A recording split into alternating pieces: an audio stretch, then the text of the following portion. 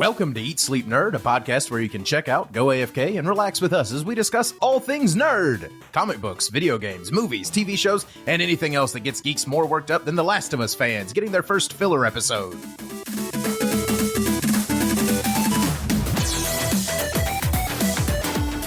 In this episode, we dive into the nerdy news to discuss Mortal Kombat 12 is coming this year, Warner Brothers Discovery is suing Paramount because of South Park, Suicide Squad Kill the Justice League will require a constant online connection, new Lord of the Rings movies are on the way, and more. And then we wrap things up with our continued spoilery discussion of HBO's The Last of Us with a review of Episode 7.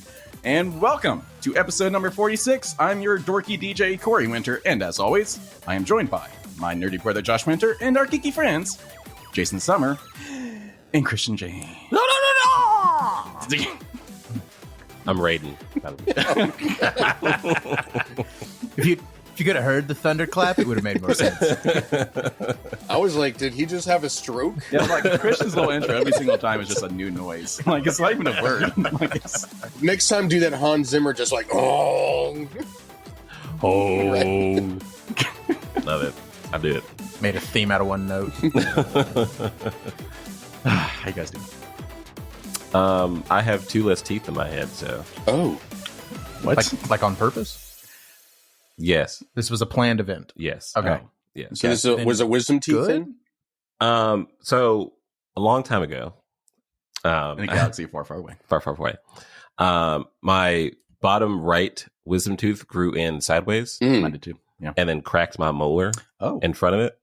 Ow. So that wisdom tooth got taken out, and then we had to figure out when to do my molar. I always put it off because I was always doing like drum corps and stuff like that. So I finally had work insurance for the first time, and got it taken out. And then we took out the other top wisdom tooth. Sounds like you put it off for like a good decade.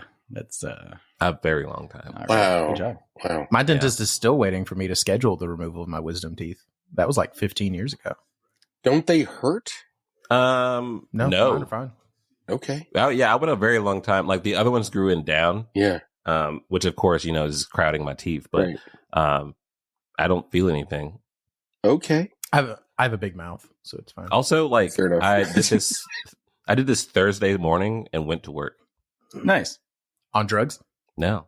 Oh, Wow. you're rude, Okay. man. Like I took ibuprofen twice for like Wow. mental pain. Okay. And that's been it. You're okay. Yeah. All right. So maybe you're the superhero out of the four of us. Maybe. Yeah. Or Is that why I keep making all those noises? yes. Okay. It's my calling card. Yeah. So did you guys geek out on anything this week? I did.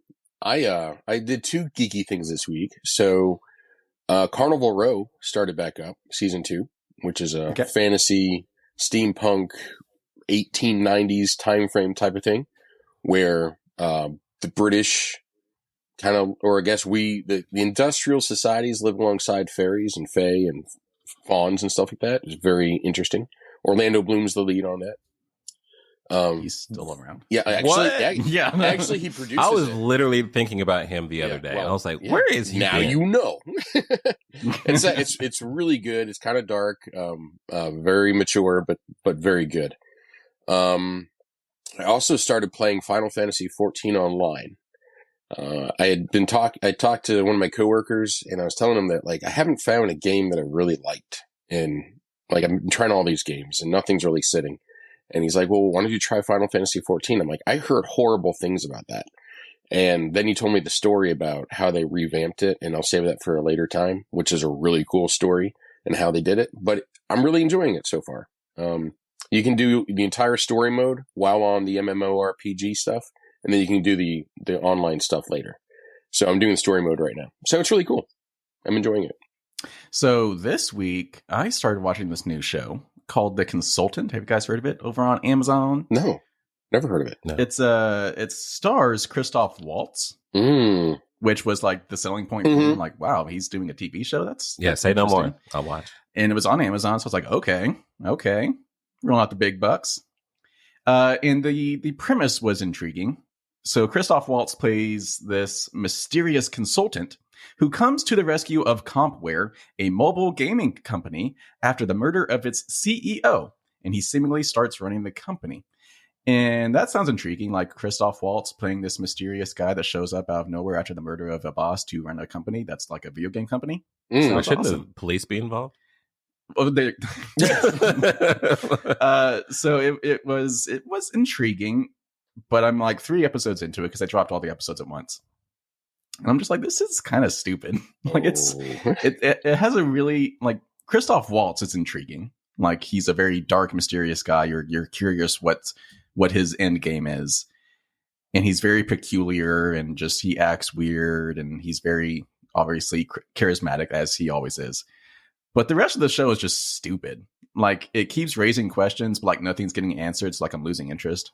But I don't know. I might finish it out, but this might be a misfire for Amazon for like the first time ever. Yeah. Anyway, not sure if I recommend that one yet, but I'll probably finish it out just to see where it goes. But yeah. And just a reminder, I believe that show with Chloe Moretz or whatever was a misfire too. Oh, The Peripheral? Yeah, The Peripheral. Oh, yeah. That one. Yeah. I literally didn't even make it to the second episode. Yeah. So I mean, yeah, I guess they can't have all the wins. No, It is what it is. I know we have this agenda, but I know you guys want to talk about the whole Ant-Man thing a little bit more. That massive second week drop. It was like a 71% second week drop. Are we blaming the critics for that one? Yes. Because audiences seem to feel okay about it.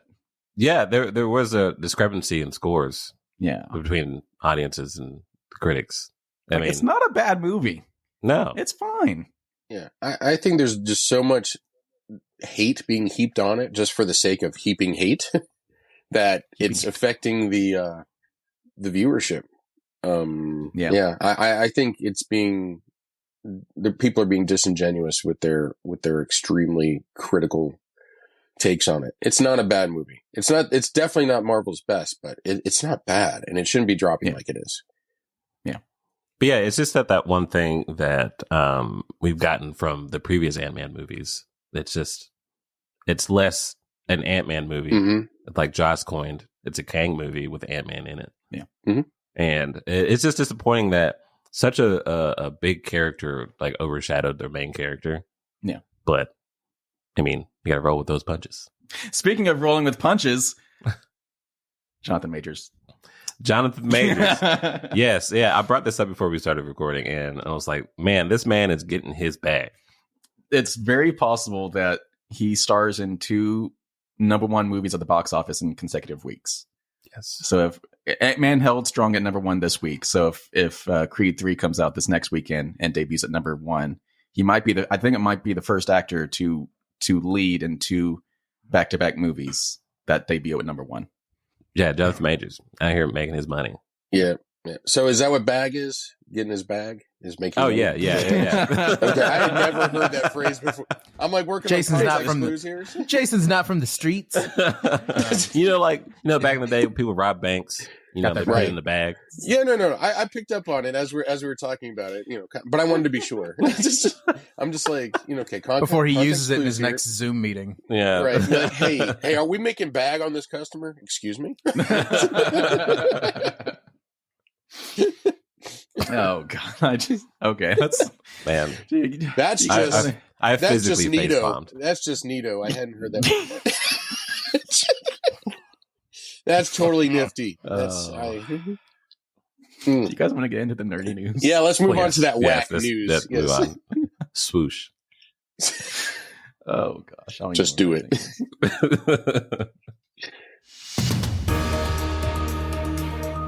All right, we have several stories we want to talk about this episode, but we're going to start off with Mortal Kombat. That's the best I got. I was going to load in a sound clip, but I didn't have time, so that's what you get. So Mortal Kombat 12 is set to release this year, making 2023 an absolute juggernaut of a year for fighting games. Warner Brothers Discovery made the announcement during its earnings call this past week. A clip from the call that's been passed around includes confirmation from Andrew Slavin, Warner Brothers Discovery's Executive Vice President of Global Investor Strategy, that Mortal Kombat 12 is slated for 2023. Later this year, we're also getting other fighting games such as Street Fighter 6 and possibly Tekken 8. So it's going to be a big year for fighting games. But no, Mortal Kombat 12. We're getting it. Woohoo. You know, every time I think about Mortal Kombat, I think about me and my brother playing the first one, thinking we were pretty good. And then we let my aunt play, and she's just pressing buttons and Demolished. wrecked us. Like, she didn't know what she was doing, but ended up doing all of Sub-Zero's like finishers. Yeah. Didn't get it. I didn't figure out how to play Mortal Kombat until like last year with Jason. I just button mashed, but I finally figured out, there's actually like combos and stuff. I can actually like... There's a lot to do. I recall hanging onto my controller for quite some time, playing round robin. Hey, you know what? I got better. Okay, You did. I got better. Can we all just admit, though, that, like, this is one of those games that you shouldn't spend full price on? Because, like, all you're going to do is hammer through the new fatalities and then move on with your life. Well, you say that, but like when Mortal Kombat 10 came out, like you played through the entire story. Well, yeah, because, I mean, like, I knew it would be special because they went with the Roman numeral X instead of just calling it 10. 10. So you knew it was going to be a big deal. It had to be. Was it a big deal? Nah. Okay. Oh. Not really. Always gotta ask that follow up. Turns out it's pretty much like every other Mortal Kombat game. It's like, here's an excuse to fight more. Yeah, after a while, I just became a Tekken bro. So you're one of the three. Yes. I will hold on to that. I don't know what it was. Yeah, the Mortal Kombat is just gory. I mean, that's all it is. Yeah. It's fine. It's like the best part. They have made like an interesting side hustle of bringing in downloadable characters that have no business being in Mortal Kombat games. Like Ronda Rousey. Oh, she was in it now? Why? Yeah, she was already in RoboCop. plus, like, I mean, like Terminator, Predator, Rambo. Like, that's Joker. awesome. Yeah, Joker. Yeah, some of the DC people came over. Like RoboCop. That's cool. Yeah, RoboCop. Yeah, was a good RoboCop. one. That's the one Yeah. I was forgetting. Yeah. Rambo. That was another fun one. Yeah. So Terminator and RoboCop are my favorite. of course they are. What does that even mean? Why do you say that? What does that mean? You're old. It has to do with with how they presented their fighting stuff. Okay. Jeez. Okay. God. I mean, if Speaking that were of the old, case, I would Jason. like Rambo. I don't like Rambo. Speaking of old, Jason, Shut up, one Christian. of my favorite Arnold, No. one of my favorite Arnold Schwarzenegger movies is Last Action Hero. I did not You know like that that movie? movie. Yeah. You didn't like it? No. Oh my god! Yeah. It was so I'm sorry. meta. Yeah, I know. Yeah, really meta. It was Yeah. so meta. It was meta before meta was a thing. I'm aware of that. Exactly. Yes. Yeah. And So was it. so, all right. So why did you like it so much? I don't. Just the action seemed more genuine than in like Terminator. You know, you knew what you're going to get in Terminator. Right. Last Action Hero, it's like playing on the meta-ness of action movies. So it was all ridiculous. It was all ridiculous. I'll give it Urban. that. Right. Yeah. But they did it straight faced Yes. because it was meta. Exactly. Yeah. And you know, whatever everybody's wish to be in the movies, boom, there it is. You get sucked into a movie. Plus, this was right after True Lies came out. So it was peak Arnold Schwarzenegger. Peak. That was the most Arnold Schwarzenegger you're ever going to get. See, to me, True Lies was low-key meta. I mean, yeah. It was very much playing on The Spy superhero spy trope. Or not superhero. Yeah. The last action hero trope. Yes. Yeah, you're right. Can you imagine a spy as jacked as Arnold Schwarzenegger? You're not low key. Yes. He's always in sweats just because he's trying not to look yoked. Like just baggy sweats. Do Like bad you have sweats. it? Do you have a tuxedo that's not slimming?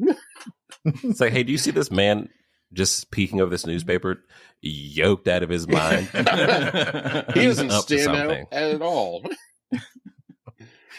You see this tank over here? Yeah. Let's move into our next story. Warner Brothers Discovery has filed a lawsuit against Paramount, claiming that the rival media company breached its $500 million exclusivity contract with HBO Max by airing South Park on its own streaming platform, Paramount Plus. Nearly all South Park episodes air first on Paramount-owned Comedy Central. In 2019, Paramount and South Park's creators together auctioned off streaming rights to the show's first 23 seasons, plus 3 new 10-episode seasons to HBO Max. You want me to just summarize? Yeah, summarize this. It's pretty long. Okay, so here's what happened. So right before the pandemic, Paramount, which owns Comedy Central and therefore South Park, decides that they are going to auction off the streaming rights to see how much money they can get for South Park. And Warner Brothers, realizing that even if you don't talk about it, everybody low-key loves South Park, decides this would be a good investment. And so they do it. And it ends up being somewhere in the realm of like $1.7 million per episode. You nailed it. $1.7 million for exclusive streaming rights for each South Park episode. So that, and then to tack onto the deal and kind of try to make HBO like the home for streaming South Park, they did like Corey read a second ago and agreed on getting 10 episodes over 3 seasons. So 30 episodes total. Because that's kind of the length of their new seasons on Comedy Central. So basically, we also get exclusive rights for the next 3 seasons, is essentially what that came down to. Mm-hmm. But then the pandemiced. And at the same time, Paramount decides they're going to try to launch their own streaming service, Paramount Plus. Right. And then this is where it starts getting a little shady. Paramount and the South Park guys get together and look over the contract and realize that the contract specifically says episodes of South Park. It says nothing about movies or specials or events or anything like that. So that's why the things that you see on Paramount are not episodes. It's the pandemic special and things like that. And so they've done like 4 of those now. I think it's 2 events that were each 2 parts. And you could tell Paramount's trying to kind of make up for it because now you can also stream those same events on HBO Max. But what HBO is upset about, or Warner Brothers is upset about, is that they haven't really gotten any of the new episodes that they were supposed to get because they did these events instead of the new seasons during the pandemic. So they were expecting 30 new episodes and so far have gotten like 14, even though the contract was signed 4 years ago. Yeah. Okay, legitimate complaint. Okay. Yeah. And so they feel like they've been ripped off. Paramount hit back and said, well, by the way, you also haven't paid us yet. Oops. Okay. Legitimate complaint. And so now it's going to be a dumpster fire. And this is probably another one that I'm sure will be settled out of court, but I would kind of like it to go to court just so that we know what happens. But yeah, gist of it is the South Park guys, who, by the way, when asked about this, said it's okay. We have FU money now. Yeah. Because their deal with Warner Brothers, or excuse me, with Paramount for the specials and everything was just shy of $1 billion. Yeah. 900 million. Yep. Yeah. So anyway, this is interesting. There's a lot of money at stake and I'm sure everyone's going to end up with everything. But yeah, I personally think it's kind of shady because they knew exactly what they were doing when they agreed to do the events and the specials for Paramount. So you're kind of thinking Paramount's in the wrong on this one. I think the South Park guys are in the wrong. Okay. For this one. And what's really funny is they knew about it because one of the specials they did was called the Streaming Wars. Yep. And it was about, and it was about, I mean, it's South Park. So they did it like in your face, but not in your face, where the gist of it is South Park is running low on water. And some of the people, including the Marshes, who own a weed farm up in the mountains, the rivers run through their property first. So they have water rights. Oh. And the idea is the town tells them that if they can prove that their water is making it all the way to the reservoir, the town will pay them for the extra water. And in order to prove that it does it, they pay all the kids to make little boats that go down the stream. And they start doing this for multiple different people all at the same time, hence the Streaming Wars. And they do it while looking dead in the camera and basically saying we're doing specials for 2 different companies at the same time who both have exclusivity contracts. Interesting. I feel like WB could very easily use that episode in their court case. But at the same time, if it's worded that black and white that you get new episodes, and these are specials and movies, I mean, it's kind of your fault. Like, you should have been either more detailed or more vague Yeah, there's like specific people in companies whose like job is to like catch stuff like that. Yeah, like wording is important in contracts. As a photographer, I know. Yeah. And it was like halfway through the episode, they're making like hundreds of these little boats. And they're just like, I mean, do we even need this many? And they're just like, sometimes all you need is content, okay? Like, just having stuff is more important than whether or not you need it. Sometimes quantity is better than quality. Yeah, like it is like most of South Park, you can watch it as highbrow or lowbrow as you want to, and it's equally funny either way. So, yeah, this is, I think everyone is going to kind of lose and win with this one. HBO will get what they paid for. Paramount will probably have to pay them a little bit of money, but they shouldn't have done it in the first place. And the South Park guys will stay rich. So yeah, South Park guys probably win regardless. Like, yeah, I seriously think they just do not care anymore. Like they've got that much money. Yeah, I was just thinking like the amount of money that we've just talked about just in this deal alone. Yeah, I'm just like I would just freaking retire. I'd be done. I'm sorry. Just hand it off to somebody. I'm like, I don't need any more money. I'm good. Like you wouldn't know who I am anymore. I'd be so off the grid, you wouldn't know who I am. Yeah. And it's like the fact that it is South Park kind of helps them because like they've kind of become unsuable because they equally offend everybody. Yeah.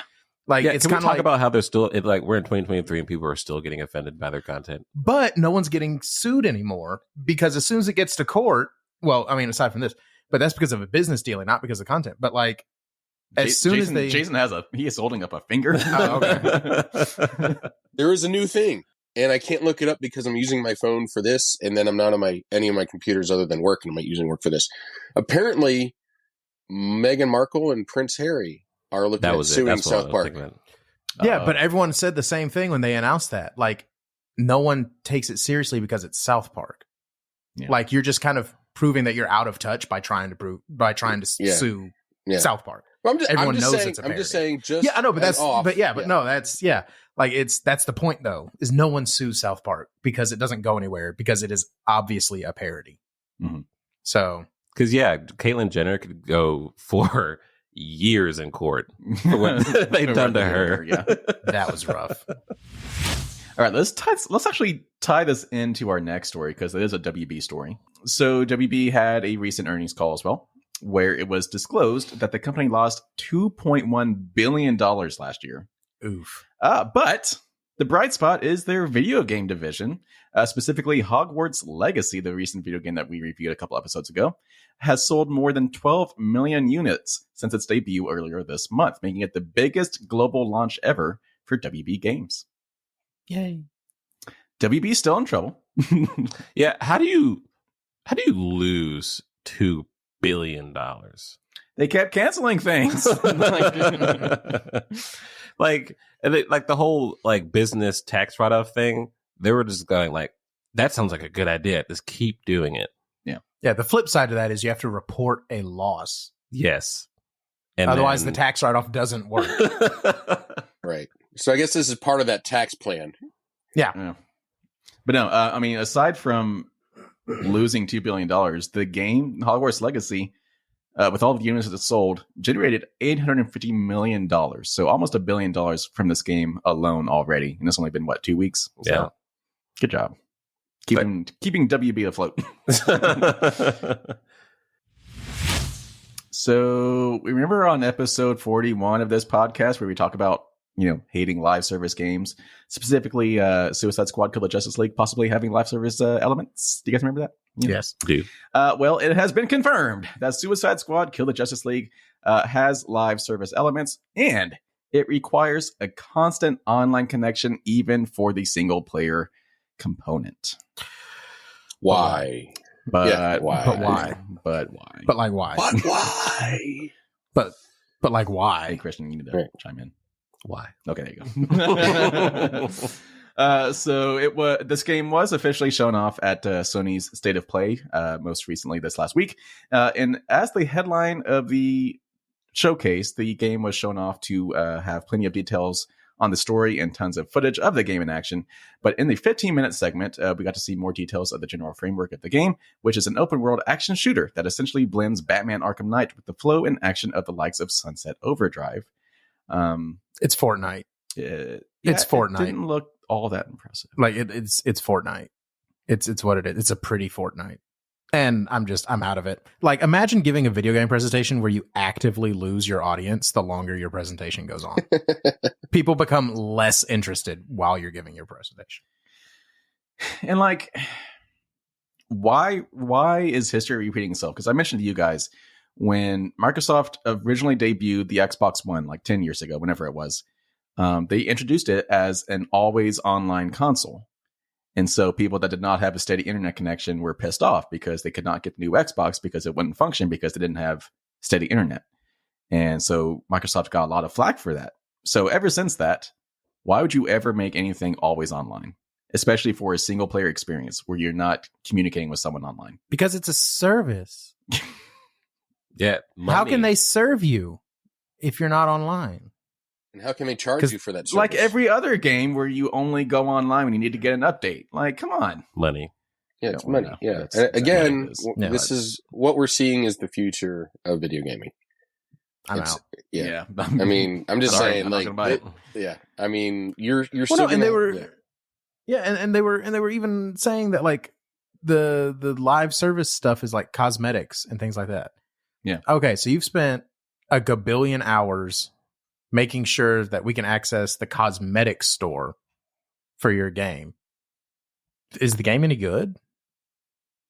Like, but here's what video game industry producers have learned: people will pay money for cosmetic changes to their weapons, right? To their weapons, to their character, to their armor. You know, they'll lay out money for it. It does nothing to enhance the actual play. It just makes you feel better about how your character looks.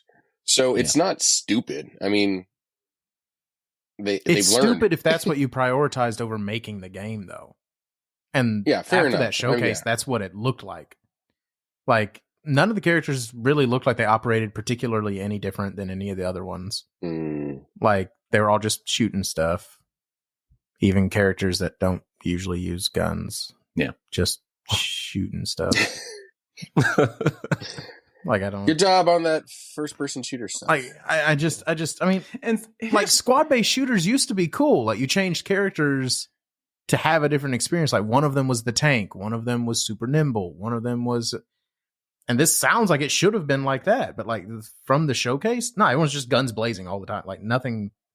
Well, here's my thing: changed. Is that this is being made by Rocksteady, the developers behind the critically acclaimed games Arkham Knight, Arkham City. Those were single player experiences, no live service elements, none of that. Good games. And those games are some of the best ever made. So why deviate from that system? Like, money. Hey guys, let's try something new. It doesn't. Let's try something. Yeah. I mean, this stuff works, but you know. But no. So at this point, are any of us getting Suicide Squad Kill the Justice League? I mean, I'm going to get it. Oh. It's not my type of game anyway, so I'm not really. Let me know how that goes. Yeah. It's Kevin Conroy's last performance as Batman. This is true. I'm going to get it. But am I going to dog on it like the entire time? Props. Can't wait to hear that. Yeah. Yeah, I need that review now. Yeah. Let's move into our next story. So we were just recently talking about how there are certain franchises, specifically in movies, that are consistently good, but we never want any more of them. And speak of the devil, literally the top of our list. Yeah. New Lord of the Rings movies are on the way. This was also actually debuted at Warner Brothers Discovery earnings call. They have struck a multi-year deal with Swedish company Embracer Group AB, which allows studios to make more adaptations of Lord of the Rings and The Hobbit. On the call, CEO David Zaslav said the deal includes multiple films based on J.R.R.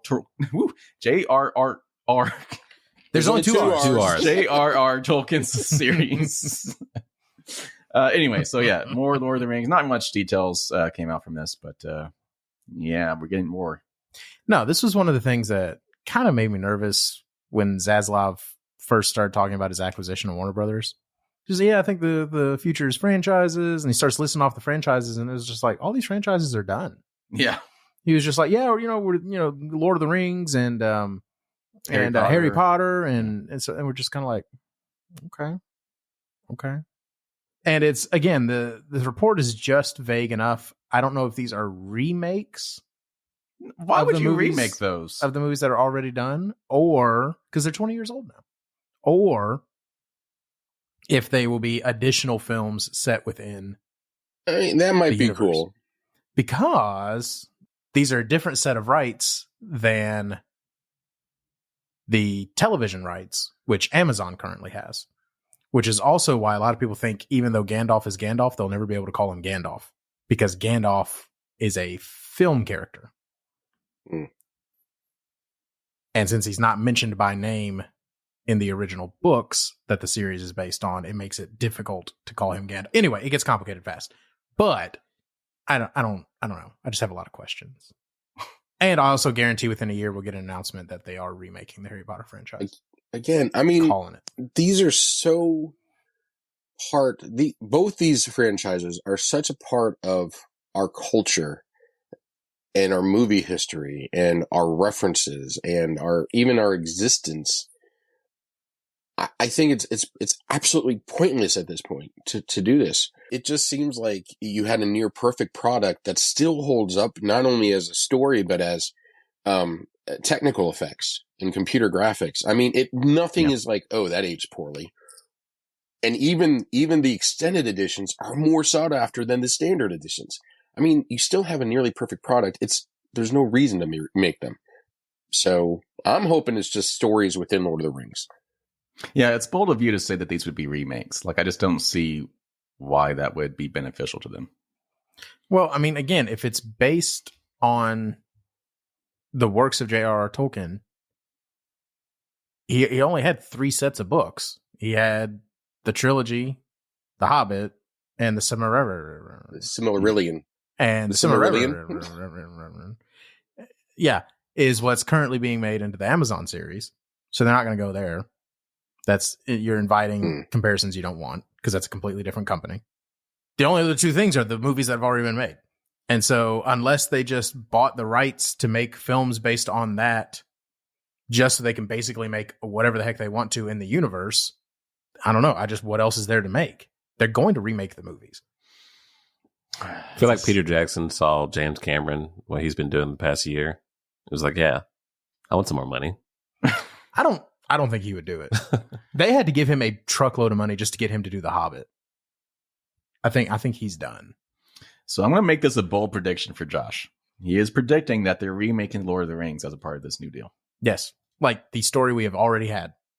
They're going to remake it. And go ahead and put me down for Harry Potter too. Like within the next year, they will announce that they are rebooting Harry Potter. Because Sorcerer's Stone is about to turn... By the time the movie would have gone into production, like the remake would go into production, it'd be 25 years old. Guarantee they're going to remake it. I would like to see a better adaptation of The Hobbit. That could have easily been a single movie, and they should have just left it, because that is a short book. Yeah, but if that's your want, then you don't want them to remake it, because they'll remake it as a 5-part. Yeah, no. My want is like...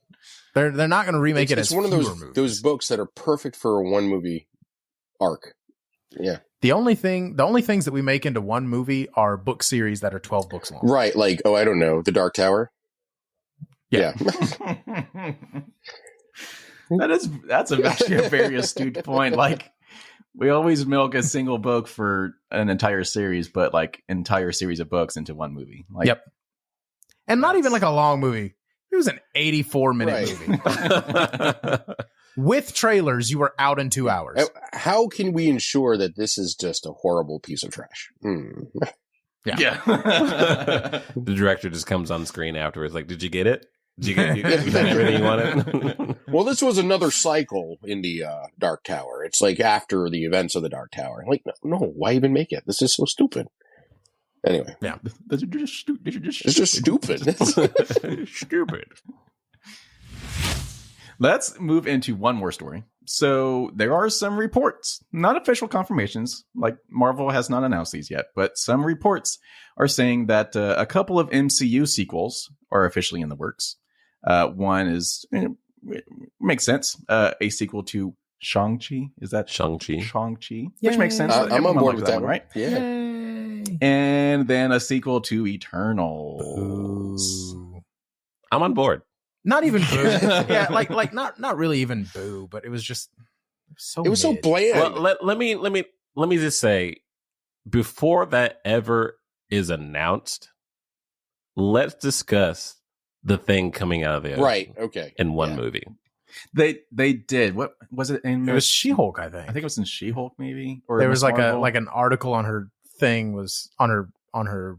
Is it very laptop. I'll say Yeah. more than an Easter egg. Yeah, it was a very small thing. Let's talk about it, because we can't go this long and not discuss the thing that's popping out of the earth. There's a new mountain range in the ocean. Yeah. No one has referenced it. And for some reason, it But no, looks like I- fingertips. I don't know. Yeah. Yeah, I watched Eternals just a couple months ago, and it's not bad. So I would argue this: if this movie had come out during Phase 4, it would be one of the higher regarded films. It did. No, it didn't. It was pre-Thanos, wasn't it? No. No, it No. wasn't. That was like a thing. Okay. If it had been one of the last projects to come out in this phase instead of the first one, my point is still valid. If it had come out after all of the dumpster fires, it would have been like, oh man, that was a gem of Phase 4. Hmm. Instead, it had the misfortune of being the first mediocre thing post Endgame. I don't know. To me, it was just bland across the board. Because it was kind of a story by itself, so like you could have put that anywhere. Yeah. They talked about Endgame. But even then, like you could have snipped the 2 references to that, and it could have been anywhere. There was a lot of elements I loved about this movie.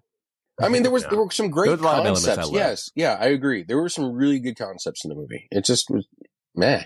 No, I 1,000%. I would say their biggest issue was they took what should have been Avengers 2.0 as far as the team up goes, and put it in the hands of an indie filmmaker. Indie filmmaker who's never done big budget anything. Yeah. Because that's what was missing from that movie was spectacle. Cool stuff was happening, Yeah. but it wasn't wowing. Yeah, exactly. I wasn't wowed by it. Best thing they could have done, stay with me here. I like to stay with me. Michael Bay's Ha! first MCU movie should have been The Eternals. It would have been better. And somewhere, Optimus Prime transforms somewhere in the background.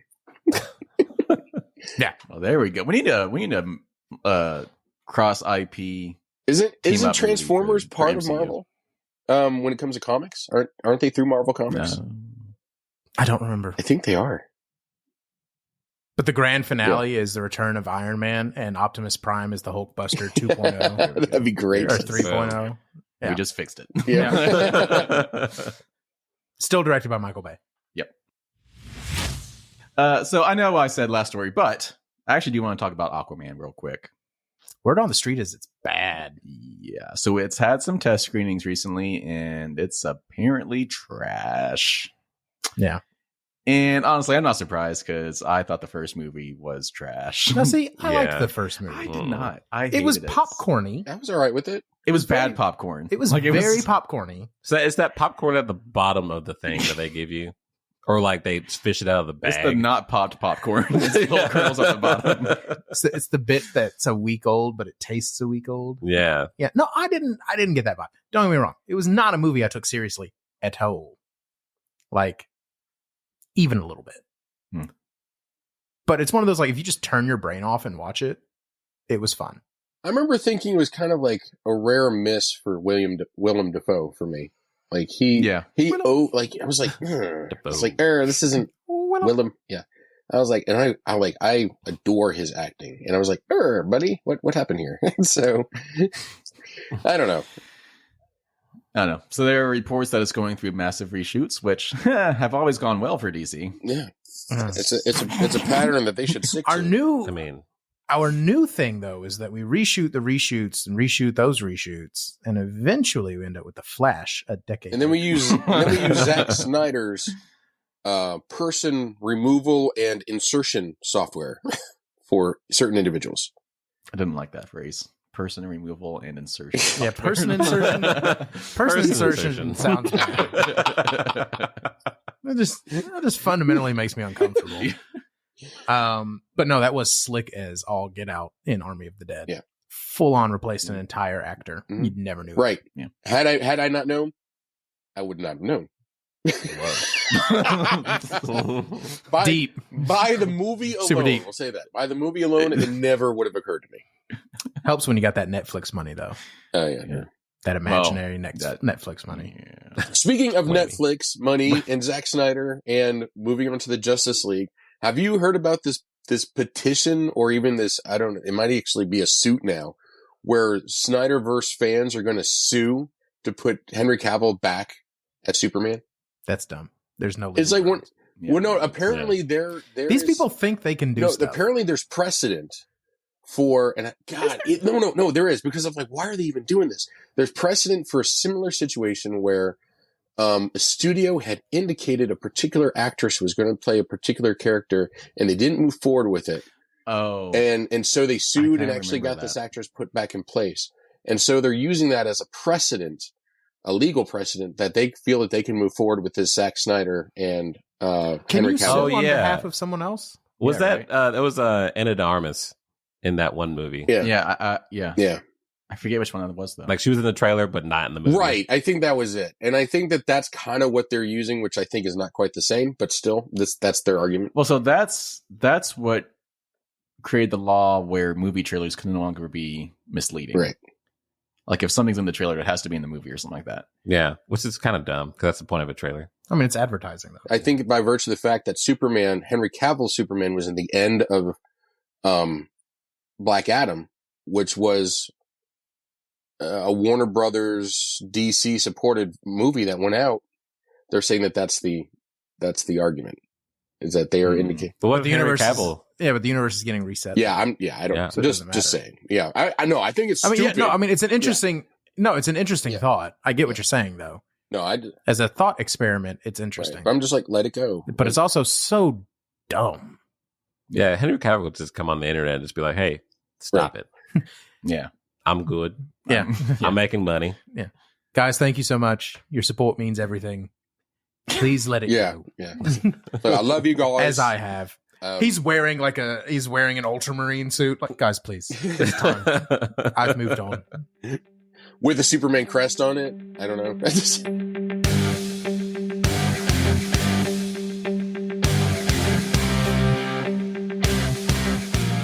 Let's get into our spoilery discussion and review of HBO's The Last of Us episode number 7, titled Left Behind. Okay, And so this was... I want to go on record here and say this explains why I was saying what I said about Ellie earlier in several episodes back. I'm like, this is what explains where I'm like, she's got some demons she's dealing with. This is why. This is exactly it. Why she was angry when she stabbed that thing. I was like, this is it. Yes. So this episode was based pretty much entirely on the standalone DLC from the first game that came out about a year after the first game was released.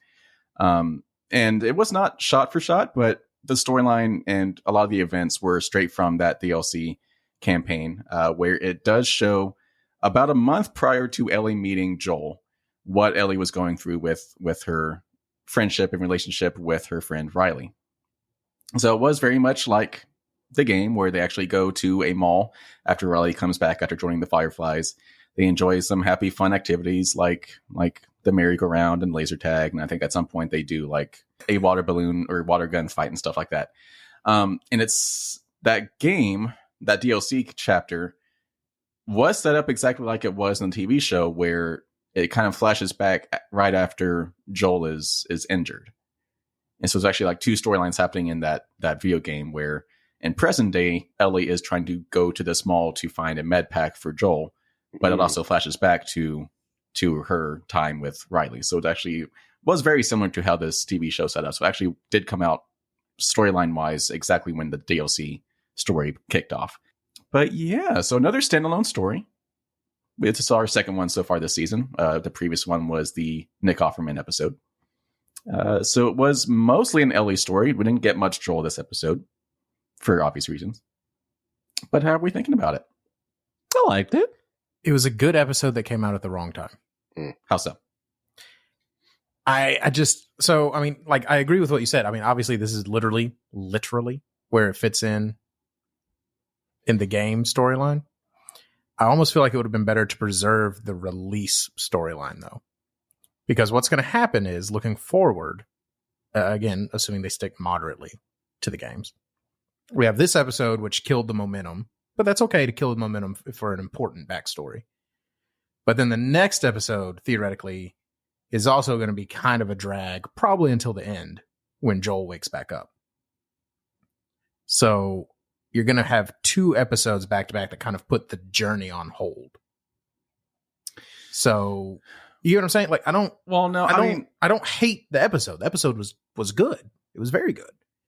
I just, looking at it as the series as a whole, I'm worried that it's going to do too much to kill the momentum of the journey. Well, see, I disagree with that because we saw the previews for the next episode. It's where Ellie is forced to come face to face with those bandits, and she has to like fight her way through all the bandits and stuff. And we got a little actually glimpse of Troy Baker as one of those bandits in next week's episode. So I don't know. I think next week's episode is actually going to be like action packed. So I think it's going to be 2 back-to-back slow episodes. But we'll see. I'm betting all that action takes place in the last 12 minutes. Calling it. So, Jason, I don't think we had you on the last episode. So catching you up, what are your thoughts on this episode, but also just series as a whole? So far, the series is fairly solid. This one, I think, was the weakest episode out of I mean, they're all good episodes, but it's the weakest one for me.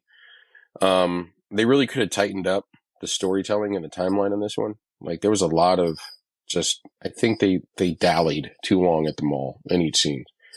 It could have been a 30-minute right episode. I mean, they could have fit more Joel and Ellie and a little less of that backstory, because we all knew where it was going to go. I think once we saw what was going on, and once they introduced the infected, halfway through the episode, we all knew where this was going to go.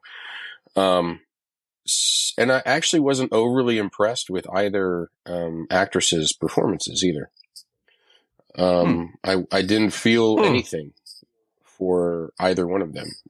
And have you considered that you're just an unfeeling person? No, because I bawled like a little baby at the whatever that episode was with Nick Offerman and other aspects of the story. I don't know.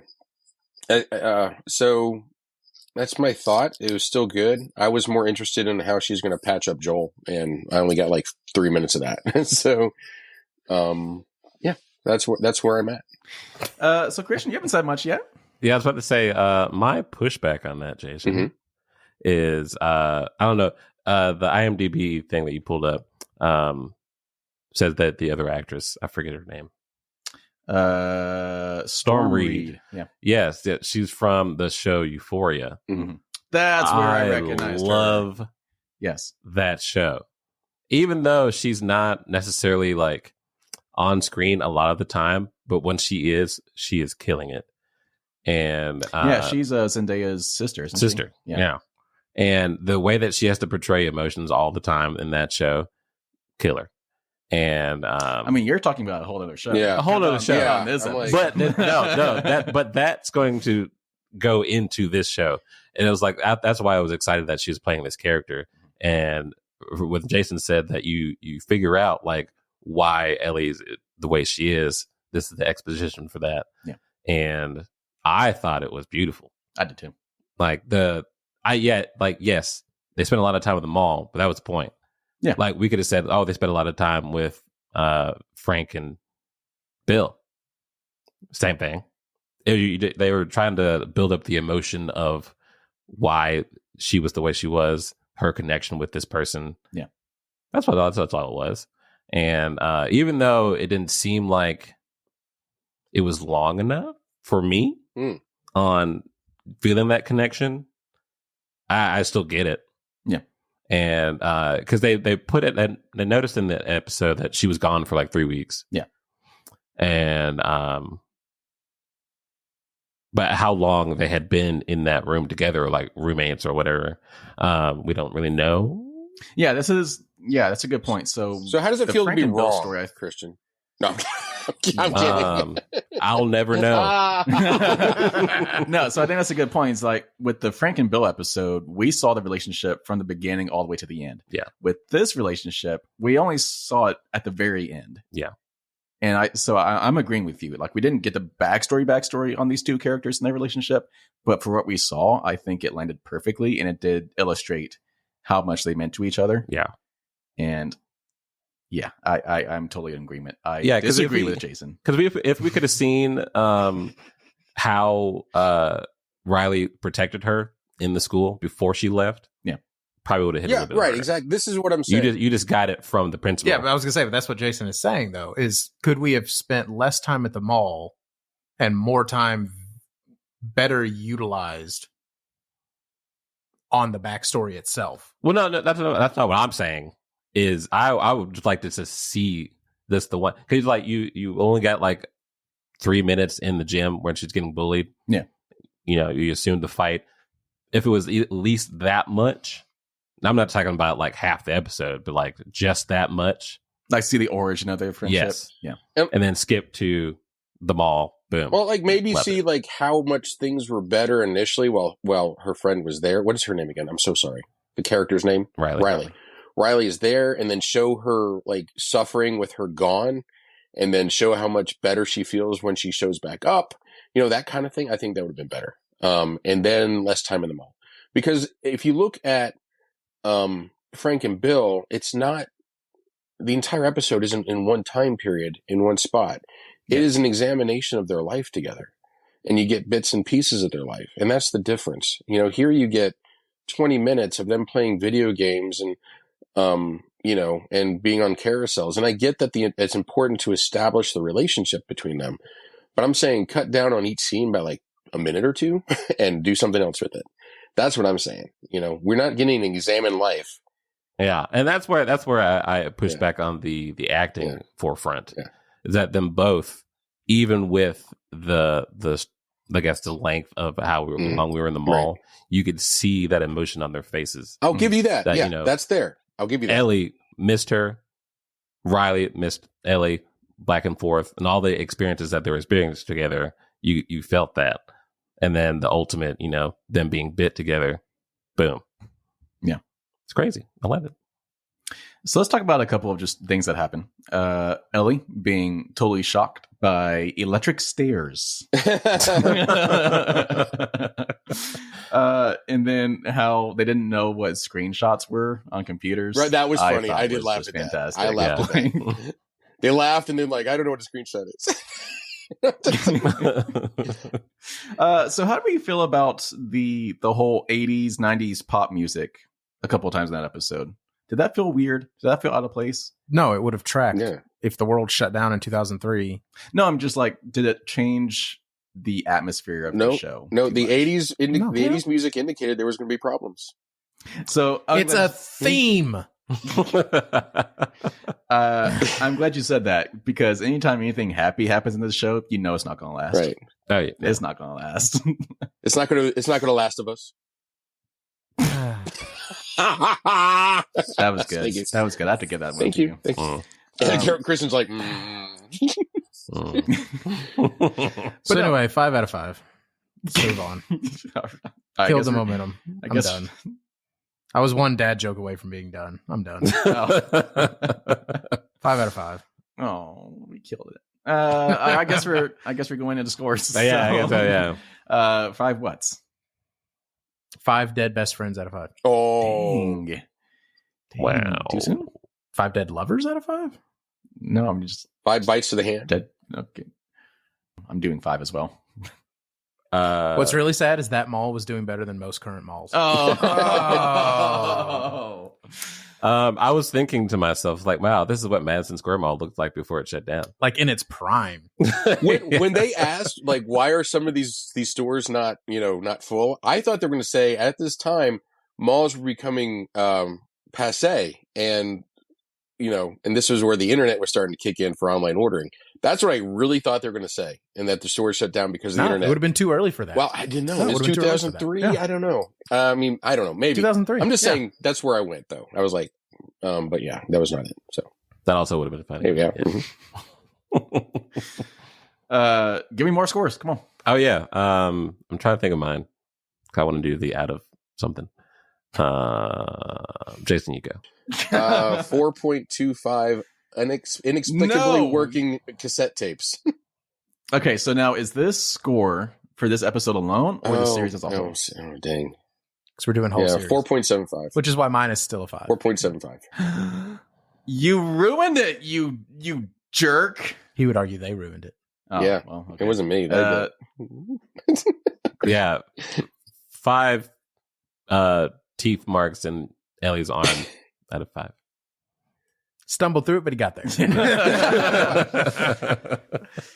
All right, so across the board, we are still giving The Last of Us a 4.94 out of 5. So even with Jason's updated score, still holding strong. Jason's mutiny.